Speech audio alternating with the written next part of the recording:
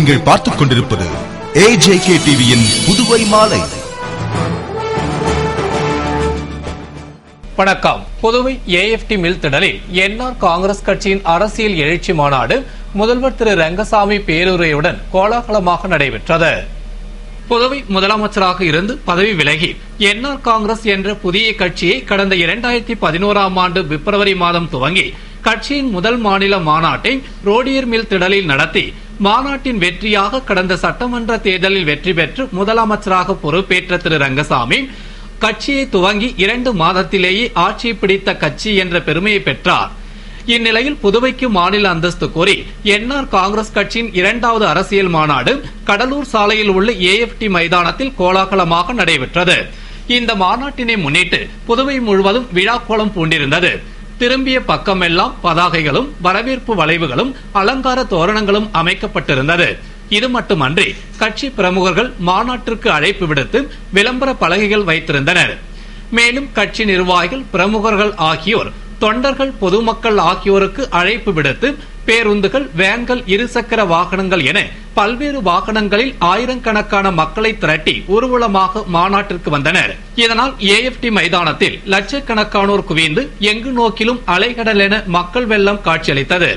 மேலும் எதிர்க்கட்சிகளின் பல்வேறு விமர்சனங்களுக்கு மாநாட்டில் பதில் அளிப்பதாக முதல்வர் திரு ரங்கசாமி ஏற்கனவே அறிவித்திருந்ததால் அனைத்து தரப்பினரிடையே எதிர்பார்ப்பை ஏற்படுத்திய மாநாடு கட்சியின் பொதுச் செயலாளர் பாலன் வரவேற்புரையுடன் குத்துவிளக்கேற்றி தமிழ்த்தாய் வாழ்த்துடன் துவங்கியது. மாநாட்டில் செயலாளர் ஜெயபால், பொருளாளர் வேல்முருகன், துணைத் தலைவர் ஆனந்த பாஸ்கரன் ஆகியோர் முன்னிலையில் அமைச்சர்கள் ராஜவேலு, பன்னீர்செல்வம், தியாகராஜன், சந்திரகாசு, துணை சபாநாயகர் TPR செல்வம், சட்டமன்ற உறுப்பினர்கள் வைத்தியநாதன், நேரு, அங்காளன், சிவா, அசோக் ஆனந்த், கல்யாண சுந்தரம், கார்த்திகேயன், தமிழ்ச்செல்வன் மற்றும் வாரிய தலைவர்கள் உள்பட பலர் உரையாற்றினர். மாநாட்டிற்கு வந்தவர்களுக்கும் கரகாட்டம், மயிலாட்டம், மஸ்கரத் நடனங்களுடன் வரவேற்பு அளிக்கப்பட்டது மற்றும் தொப்பி, தண்ணீர் பாக்கெட் வழங்கப்பட்டது. மாநாட்டை முன்னிட்டு நகரம் முழுவதும் 2000 போலீசார் பாதுகாப்பு பணியில் ஈடுபட்டனர். மேலும் போக்குவரத்து போலீசார் போக்குவரத்தை சீர் செய்யும் பணியில் ஈடுபட்டனர். மத்திய அரசின் தொழிலாளர் விரோத போக்கை கண்டித்து யூகோ வங்கியின் பிரதான கிளை முன்பு அனைத்து வங்கி அதிகாரிகள் மற்றும் ஊழியர்கள் ஆர்ப்பாட்டத்தில் ஈடுபட்டனர். புதுவை யூகோ வங்கியின் பிரதான கிளை முன்பு அனைத்து வங்கிகளின் அதிகாரிகள் மற்றும் ஊழியர்கள், வங்கி ஊழியர்கள் சங்க கருணாகரன் தலைமையில் ஜெயராமன், பிரேம்ராஜ், பாலகுமார் உள்ளிட்ட நிர்வாகிகள் முன்னிலையில் கண்டன ஆர்ப்பாட்டத்தில் ஈடுபட்டனர். மத்திய அரசின் தொழிலாளர் விரோத போக்கை கண்டித்து நடைபெற்ற ஆர்ப்பாட்டத்தில் 1300 ஊழியர்கள் பங்கேற்று அத்தியாவசியமான பொருட்களின் அபரிமிதமான விலை உயர்வை கட்டுப்படுத்த வேண்டும், சில்லறை வர்த்தகத்தில் அந்நிய முதலீட்டை ரத்து செய்ய வேண்டும், பொருளாதார நடவடிக்கைகளில் ஒப்பந்ததாரர்களை நுழைவிடுவதை தடுக்க வேண்டும் உள்ளிட்ட பல்வேறு கோரிக்கைகளை வலியுறுத்தி கோஷமிட்டு ஆர்ப்பாட்டம் செய்தனர். கன்வீனர், வங்கி சங்கங்களின் ஐக்கிய கூட்டமைப்பு மத்திய அரசின் தொழிலாளர் விரோத போக்கை கண்டித்தும் தொழிற்சங்க விரோத போக்கையும் கண்டித்து இன்று இந்தியா முழுவதும் மத்திய கூட்டமைப்புகள் வேலைநிறுத்தத்தில் ஈடுபட்டிருக்கின்றன. அதேபோல் வங்கி தொழிலாளர்கள் 10 லட்சம் பேர் இந்தியா முழுவதும் வேலைநிறுத்தத்தில் ஈடுபட்டுக் கொண்டிருக்கிறார்கள். புதுவையை பொறுத்தவரைக்கும் ஊழியர் அதிகாரிகள் அனைவரும் கிட்டத்தட்ட 3500 பேர் இந்த 2 நாள் வேலைநிறுத்தத்தில் பங்கேற்கிறார்கள். சென்னை செல்லும் வழியில் புதுவைக்கு வந்த திமுக பொருளாளர் ஸ்டாலினுக்கு மாநில அமைப்பாளர் MA சுப்பிரமணியன் தலைமையில் சிறப்பான வரவேற்பு அளிக்கப்பட்டது. திராவிட முன்னேற்ற கழகம் சார்பில் தமிழக மீனவர்கள் தாக்கப்படுவதை கண்டித்து நாகப்பட்டினத்தில் கண்டன ஆர்ப்பாட்டம் நடைபெற்றது. அதில் பங்கேற்று திமுக பொருளாளரும் முன்னாள் தமிழக துணை முதல்வருமான ஸ்டாலின் புதுவை வழியாக சென்னை திரும்பினார். அவருக்கு புதுவை எல்லை பகுதியான முள்ளோடையில் மாநில அமைப்பாளர் MA சுப்பிரமணியன் தலைமையில் சிறப்பான வரவேற்பு அளிக்கப்பட்டது. நிகழ்ச்சியில் முன்னாள் முதலமைச்சர் ஜானகிராமன், மாநில செயற்குழு உறுப்பினர் சோமசுந்தரம், துணை அமைப்பாளர் SP சிவக்குமார், முன்னாள் இளைஞரணி அமைப்பாளர் சிவா, சட்டமன்ற உறுப்பினர் நந்தா சரவணன், முன்னாள் சட்டமன்ற உறுப்பினர் அனிபால் கென்னடி, இளைஞரணி துணை அமைப்பாளர் திருவண்டார் கோவில் காந்தி, தொகுதி செயலாளர்கள் ஏம்பலம் செல்வம், பாஸ்கர், சிவராமன், மீனவரணி சக்திவேல், தேவநாதன், கணேசன் உள்ளிட்ட நிர்வாகிகள் பலர் கலந்து கொண்டு சால்வை அணிவித்தும் பூங்கொத்து கொடுத்தும் உற்சாக வரவேற்பு அளித்தனர். வரவேற்பு நிகழ்ச்சிக்கான ஏற்பாட்டினை ஏம்பலம் தொகுதி நிர்வாகிகள் ரவிச்சந்திரன், சரவணன், வாணிமுருகன் ஆகியோர் செய்திருந்தனர். புதுவை ஜிப்மரில் காலியாக உள்ள பணியிடங்களை நிரப்ப வலியுறுத்தி ஊழியர்கள் உண்ணாவிரத போராட்டத்தில் ஈடுபட்டனர். புதுவை ஜிப்மர் ஊழியர்கள் சங்கம் நாடு தழுவிய 48 மணி நேர முழு அடைப்பு போராட்டத்திற்கு ஆதரவு தெரிவித்து உண்ணாவிரத போராட்டம் நடத்துவதாக அறிவித்திருந்தது. அதன்படி ஜிப்மரில் காலியாக உள்ள 1740 காலி பணியிடங்களை மத்திய அரசு அனுமதி பெற்று உடனடியாக நிரப்பிட வேண்டும். அகவிலைப்படியை 1/1/2011 முதல் சம்பளத்துடன் அனைத்து சலுகைகளும் பெறும் வகையில் இணைக்க வேண்டும். மத்திய அரசு ஊழியர்களுக்கு 1/1/2011 முதல் அவர்களுடைய ஊதியத்தை மாற்றி அமைக்க வேண்டும். 5 ஆண்டுகளுக்கு ஒரு ஊதியம் மாற்றி அமைக்க வேண்டும் உள்ளிட்ட 10 அம்ச கோரிக்கைகளை வலியுறுத்தி சூப்பர் ஸ்பெஷாலிட்டி அருகில் ஊழியர் சங்கங்களின் சம்மேளன தலைவர் ஆனந்தராசன் தலைமையில் உண்ணாவிரத போராட்டம் நடத்தினர். ஜிப்மர் மருத்துவமனை ஊழியர்கள் சங்க தலைவர் ஆரோக்கியம் கலைமதி, பொது செயலாளர் விஸ்வநாதன் உள்ளிட்டோர் முன்னிலையில் நடைபெற்ற போராட்டத்தில் ஊழியர்கள் திரளாக பங்கேற்று உண்ணாவிரதம் மேற்கொண்டனர். புதுவை எழில் நகரில் பூட்டிருந்த வீட்டு சுவரை உடைத்து கொள்ளையடித்த சம்பவம் அப்பகுதியில் பெரும் பரபரப்பை ஏற்படுத்தியுள்ளது.